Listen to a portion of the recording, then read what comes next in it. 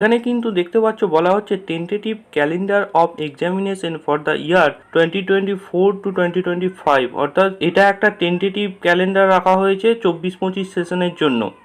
এখানে শকের সাহায্যে বাম দিকে serial number, name of examination অর্থাৎ এক্সামের নাম, tier, phase, date of advertisement অর্থাৎ ডেটে অ্যাডভার্টাইজমেন্টটা রিলিজ করেছে সেই ডেট, এবং ক্লোজিং ডেট অর্থাৎ ফর্ম ফিল আপ যে ক্লোজ হচ্ছে সেই ডেটটা দেওয়া আছে, এবং এখানে ডেট অথবা মান্থ অফ এক্সাম অর্থাৎ যে ডেটে এক্সামটা হবে সেটা এখানে দেওয়া রয়েছে। এখানে শুরুতে যে প্রথম যে 4টি এক্সামে দেওয়া রয়েছে এই 4টি এক্সামের অ্যাডভার্টাইজমেন্ট বার হয়ে ফর্ম ফিল আপও কমপ্লিট হয়ে গেছে, শুধুমাত্র পরীক্ষাটি হতে বাকি আছে।